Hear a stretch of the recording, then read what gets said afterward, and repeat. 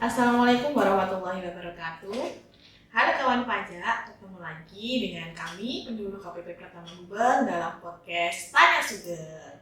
Nah, tentunya kawan pajak sendiri juga sudah tahu ya apa itu Tanya Sugeng, yaitu adalah podcast yang rutin dilaksanakan oleh KPP Pratama Surabaya Gubeng yang pastinya ingin memberikan informasi-informasi terbaru kepada para wajib pajak sekalian.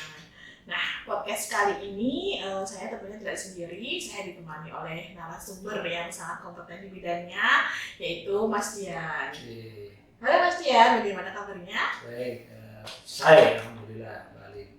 Alhamdulillah, alamin. Nah, kali ini kita akan membahas mengenai aturan yang mungkin sudah lama ya Mas Dian ya. Cuman karena di tahun 2024 ini itu harus menjadi perhatian nih bagi wajib pajak, terutama wajib pajak orang pribadi nih. Nah, aturannya itu terkait apa? Yaitu terkait batas waktu terakhir penggunaan PPh final, Mas Dian. Nah, mungkin kita bisa merefresh kembali ya Mas Dian ya. Aturannya apa sih Mas mengenai jangka waktu penggunaan PPh final untuk orang pribadi tersebut, Mas? Oke, baik ya, gini Mbak Lina. Jadi dulunya itu aturannya adalah Peraturan Pemerintah Nomor 46 Tahun 2013. Ya, setelah itu diupdate lagi oleh pemerintah melalui Peraturan Pemerintah Nomor 18 Tahun 2023. 2018. PP 23, PP 23 tahun 2018. Terus setelah itu tahun 2022 diterbitkan lagi peraturan baru yang merefresh dari aturan tersebut tadi, yaitu Peraturan Pemerintah Nomor 55 Tahun 2022. Nah, di situ disebutkan bahwa setiap wajib pajak orang pribadi yang menggunakan peredaran bruto tertentu itu bisa menggunakan perhitungan PPh berdasarkan PP tadi ya, PP 55, 23 dan 2016 yang terupdate aja ya, yang saya omongkan. Jadi PP 55 tahun 2022 itu kalau orang pribadi itu 7 tahun sejak tahun 2018. Jadi reverse-nya memang merujuknya kepada PP 23 tahun 2018 karena di PP 55 tidak diatur lagi terkait dengan orang pribadi. Jadi hitungannya yang terdaftar sebelum 2018 artinya di dalam PP 23 tahun 2018 itu disebutkan bahwa yang terdaftar sebelum peraturan pemerintah ini diundangkan, maka patokan tahunnya yang digunakan untuk penghitungan itu adalah 2018. Dan itu selama 7 tahun berikutnya. Jadi kalau 7 tahun berikutnya adalah 18, 19, 20, 21, 23, 24. Dua-duanya ketinggalan, Mas. Oh iya, maaf, 22, 23. Maaf, 18, 19, 20, 21, 22, 23, 24. Iya, Mas, 7 tahun. Pas 7 tahun. Hitungnya agak salah ini. Gak apa-apa, Mas. Ya, itu jadi akan berakhir untuk tahun 2024 ini. Jadi untuk orang pribadi aja ya Mas ya, di peraturan PP 23 itu memang sudah diatur kalau penggunaannya hanya 7 tahun seperti itu. Nah, kalau untuk orang pribadi yang daftarnya mungkin tahun 2020 itu seperti apa, Mas? Kalau daftarnya setelah tadi kalau di dalam bahasa aturannya kalau terdaftar setelah aturan diundangkan, maka berdasarkan tahun terdaftarnya. Jadi ngitungnya based on tahun terdaftar. Jadi kalau misalnya dia terdaftarnya 2020, ya berarti ngitungnya 7 tahun sejak 2020. Sejak tahun 2020. 2020-nya dihitung 20, 21, 22, 23, 24, 25, 26. Oke. Ya, berarti kayak gitu. Kalau misalnya dia terdaftarnya mungkin 2024 ya berarti 2024 7 tahun berikutnya. 2024-nya dihitung sampai 2030 ya. Betul sekali. 2030. Jadi yang perlu digarisbawahi oleh wajib pajak ini kapan mulai terdaftarnya ya Mas ya? Kapan berakhirnya 7 tahunnya itu karena memang sangat berpengaruh sekali ngitung 7 tahunnya itu ya Mas ya. Itu diperbolehkan menggunakan metode penghitungan yang setengah persen itu. Betul sekali. Oke. Nah, kita tadi kan sudah membahas mengenai jangka waktunya. Kalau sudah berakhir nih Mas, bagaimana wajib pajak orang pribadi ini penghitungannya untuk tahun 2025? Oke, berarti nanti kalau sudah berakhir, maka bagaimana? Ya kan? Kalau sudah berakhir, maka wajib pajak bisa menggunakan perhitungan yang ada 2 pilihan. Ya, yang normatifnya memang pembukuan. Betul. Artinya seorang pengusaha wajib menghadirkan pembukuan. Tapi pemerintah Republik Indonesia ini sangat memberikan kemudahan, sangat memberikan kemudahan. Terus nek iso pembukuan bagaimana? Akhirnya dimunculkanlah aturan berupa penghitungan neto, penghitungan penghasilan neto menggunakan norma. Ya, artinya diasumsikan bahwa penghasilan neto dari wajib pajak itu sekian. Jadi sudah ditetapkan sama pemerintah. Kira-kira penghasilan neto dari seorang dokter itu berapa persen dari omsetnya. Nah, itu sudah ditetapkan, namanya norma penghasilan neto. Nah, itu ada di peraturan Dirjen Pajak nomor 17 tahun 2015 dan alhamdulillah sampai sekarang belum ada perubahan ya. Jadi silakan dipakai itu. Nah, gitu. Jadi bisa menggunakan norma atau pembukuan. Monggo silakan. Jadi terserah wajib pajaknya ya mau menggunakan norma atau pembukuan. Nah, untuk peraturan normanya sendiri juga masih sebenarnya ini bukan peraturan baru ya Mas, karena memang aturan mengenai norma ini sudah keluar sejak tahun 2015. Ya, itu. Nah, bedanya norma untuk orang pribadi yang sudah tidak bisa menggunakan PPh final dengan norma yang apa ya Mas ya, kalau dulu kan di PP 23 itu kan ada ya pekerjaan-pekerjaan yang tidak boleh menggunakan 100%. Nah, itu bedanya apa Mas? Apakah sama atau gimana? Sebenarnya sama aja, artinya aturannya juga belum berubah, ya kan? Dulu kalau misalnya wajib pajak yang pekerjaannya merupakan pekerjaan bebas, misalnya pengacara atau dokter atau guru lepas, itu juga pekerjaan bebas ya. Artinya dia tidak ninduk dalam satu pemberi kerja, maka itu aturannya masih sama. Di dalam tabel itu banyak sekali disebutkan. Artinya dokter berapa persen netonya, terus nah di situ salah satunya adalah sudah mengakomodir klasifikasi lapangan usaha dari wajib pajak yang sekarang ini sudah mau habis untuk penggunaan 0,5%-nya itu. Ya, ada perdagangan macam-macam, industri macam-macam juga ada di situ. Klasifikasinya banyak sekali. Dan itu beda untuk ibu kota provinsi dan kota lainnya juga beda.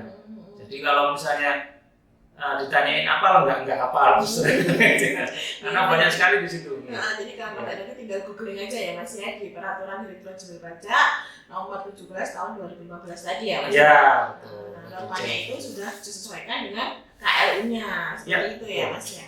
Oke. Nah, kalau misalnya nih wajib pajak tadi kan punya dua pilihan, menggunakan norma dan menggunakan pembukuan. Karena pada dasarnya kan bukan menggunakan pembukuan semua ya.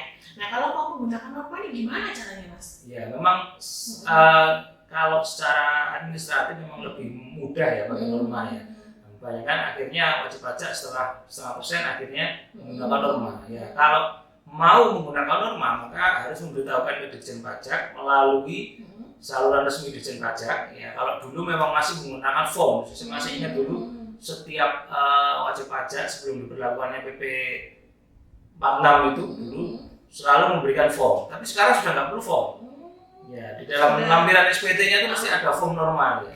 Dulu seperti itu. Itu untuk mengakomodir ya Mas ya. Ya. Pajaknya menyampaikan menggunakan norma gitu ya. Artinya kita kembali lagi ke dulu yang sudah pernah dilakukan oleh wajib pajak yang sudah dulu melakukan, yaitu dengan memberitahukan itu, cuman sekarang tidak perlu form, artinya tidak perlu kertas lagi. Tidak perlu kertas lagi. Zamannya mengikuti zaman ya Mas ya. Itu caranya dengan melalui menu layanan di DJP Online, KSWP. Oh iya, jadi nanti masih status wajib pajak atau KSWP. Nah, di situ ada menu pemberitahuan penggunaan norma. NPPN. Jadi bagi wajib pajak yang ingin menggunakan norma tinggal menggunakan salah satu menu yang ada di DJP Online ya Mas. Ya, tinggal memberitahukan Direktorat Jenderal Pajak melalui menu itu ya. Terus nanti penghitungan berikutnya adalah menggunakan PPh pasal 25 atau ketentuan umum. Oh, seperti itu. Gini. Kalau untuk Mas, apakah ada jangka waktunya Mas untuk pemberitahuan norma ini kepada KPP Mas? Ya. Karena kan semuanya kan pasti berjangka waktu ya, kayak SPT tahunan itu kan juga ada jangka waktunya. Ya, sesuai yang pernah saya ceritakan tadi ya. Jadi dulu memang setiap pelaporan SPT selalu dilampiri itu. Artinya apa? Jangka waktu penyampaian pemberitahuannya itu mirip dengan jangka waktu penyampaian pelaporan SPT tahunan. Artinya 3 bulan setelah berakhirnya tahun pajak. Ya, kalau 3 bulan setelah, biasanya kan akhir tahun pajak kan Desember. Betul. Ya kan? Karena 3 bulan berikutnya ya Maret, ya kan? Januari, Februari, Maret. Akhirnya ya 31 Maret ya. Sama persis dengan SPT tahunan orang pribadi. Jadi sambil melaporkan SPT tahunan, sambil melakukan pemberitahuan normal seperti itu ya. Ya, ya. Kalau duluan mana? Terserah aja, mau duluan SPT mau normal terserah. Yang pasti jangka waktunya itu 31 Maret tahun berikutnya. Atau 3 bulan setelah berakhirnya tahun buku. Kalau misalnya tahun bukunya berubah ya, tapi biasanya kalau wajib pajak pribadi adalah Desember, Januari, Desember. Karena memang ya guys ya, tahun buku yang umum itu Januari Desember. Oke, nah kalau misalnya wajib pajak ini lupa atau mungkin di Januari sampai Maret itu belum menyampaikan dan menyampaikannya itu di bulan April, konsekuensinya apa ya Mas ya bagi wajib pajak tersebut ya? Oke, kalau konsekuensi berarti maka dia kembali ke aturan ketentuan dari induknya. Ketentuan induknya wajib pajak itu wajib menjalankan pembukuan. Artinya kalau dia tidak memilih menggunakan norma, maka dia harus menggunakan pembukuan. Ya, balik lagi ke induknya. Induknya pembukuan, dia harus berarti pembukuan dia. Maka dia harus menyelenggarakan pembukuan. Jadi bagi wajib pajak nih yang misalnya dia belum melaporkan atau memberitahukan norma itu di bulan Maret, tapi dia tetap menggunakan norma perhitungan, itu yang wajib dilakukan wajib pajaknya Mas? Ya, kalau dia telat ya maksudnya ya, dia telat, maka ya sudah, maka dia harus menggunakan penghitungan PPh-nya berdasarkan pembukuan yang harus dilaksanakan dia. Jadi nanti ketika SPT tahunan maka dia wajib melaporkan melampirkan dari pembukuannya dia. Ada laporan keuangan. Kalau norma itu adalah pencatatan. Ya, itu lebih, jadi memang pemerintah itu memberikan keringanan pada wajib pajak agar tidak menyelenggarakan pembukuan, maka cukup menyelenggarakan pencatatan. Karena memang lebih sederhana. Ya, kalau pencatatan itu kan cuma brutonya berapa dalam hari ini sampai bulan ini, bulan berikutnya sampai 12 bulan ya. Tapi kalau pembukuan maka dia harus licik. Ya, minimal harus mengandung laporan laba rugi dan raja itu tadi. Gitu. Jadi sekarang dikembalikan lagi ya kepada wajib pajak mau pakai yang mana, mau pakai yang sederhana atau mau pakai yang lebih kompleks seperti itu ya Mas. Yang sederhana berarti pakai norma, kalau yang lebih kompleks berarti pakai pembukuan. Nah, ini Mas, saya mau nanya nih mengenai masa transisi nih Mas. Ini kan tahun 2024 ke bawah, kemarin 7 tahun kemarin itu wajib pajak orang pribadinya itu sangat dimudahkan nih dengan PPh final ini kan. Yang 0,5% itu ya? Iya, angka persen tinggal dikalikan 0,5% gitu kan. Nah, untuk di tahun 2025 ini ketika kita menggunakan yang namanya pembukuan atau norma itu kan ada yang namanya angsuran PPh 25 ya Mas ya. Nah itu bagaimana Mas untuk angsurannya itu Mas? Oke, jadi itu PPh pasal 25 di tahun pertama. Ini nggak hanya untuk orang pribadi ya, untuk badan, CV, segala macam ya. Untuk PPh pasal 25 di tahun pertama setelah menggunakan norma, maka setelah menggunakan PPh final, maka angsurannya adalah minimal 0, RP 0. Artinya dia tidak mengangsur PPh pasal 25, boleh nggak? Boleh. Tapi menurut menurut kalau bahasa Jawanya itu eman. Kalau nggak ngangsur nanti bendol buri. Kalau bahasa Jawanya gitu. Jadi nanti perhitungan SPT tahunannya kalau nggak ngangsur akan besar sekali. Dan kalau besar sekali, biasanya wajib pajak akan merasa berat. Jadi kesempatan untuk RP 0 ini kalau saya tidak dimanfaatkan semaksimal mungkin. Jadi justru akan mencicil di depan biar tidak besar belakang. Iya. Jadi monggo kalau wajib pajak nanti tahun pertama penggunaan penghitungan norma atau pembukuan, maka PPh pasal 25-nya minimal RP 0 memang. Tapi silahkan nyicil berapapun tidak masalah. Kalaupun nanti pun sisa masih bisa dipindah bukukan. Jadi besarannya tidak tentukan dan untuk Mas ya, jangka waktu kan ada tuh kalau misalnya kita setor PPh 25 kalau sebelum tanggal 10 itu nggak kena denda. Kalau setelah tanggal 10 kan terlambat bayar ya Mas. Iya. Berarti bebas dari itu ya Mas, dari sanksi itu bebas ya. Ya memang ya emang minimal memang LP 0 itu tadi ya. Oke. Tadi sudah dibahas mengenai jangka waktunya, terus apa aja yang dilakukan oleh wajib pajak ya. Oke, ada yang disampaikan lagi mungkin Mas mengenai penggunaan norma ini Mas? Mungkin ada tambahan dari Mas Dian gitu? Ya mungkin 2024 ini sebelum berakhir ini kan sudah ini video ini di-take tanggal 27 September ya. Artinya sebelum 2024 nanti berakhir ya wajib pajak bersiap-siap dulu. Ya. Siap-siap dulu. Minimal nanti ketika sudah berakhir 2024-nya, maka tahun berikutnya harus memberitahukan norma kalau mau menggunakan norma atau siap-siap menyelenggarakan pembukuan kalau mau menggunakan pembukuan.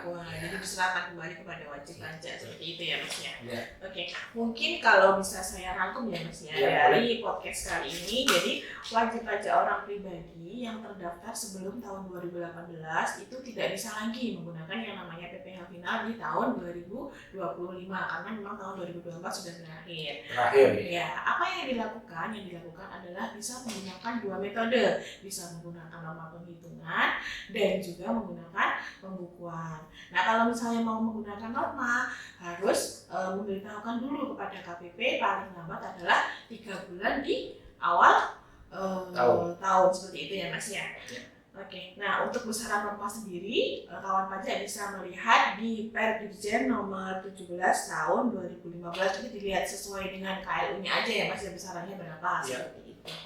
Baik kawan pajak, tak terasa ya podcast kali ini sudah di penghujung acara nih Mas. Terima kasih ya Mas ya sudah meluangkan waktu untuk ngobrol memberikan informasi kepada kawan pajak dan pastinya informasi ini sangat bermanfaat untuk kawan pajak sekalian. Oke, akhir kata terima kasih kawan pajak semua telah menyimak podcast kali ini. Sampai jumpa di podcast KPP Pratama Surabaya Gubeng berikutnya. Assalamualaikum warahmatullahi wabarakatuh. Bye bye.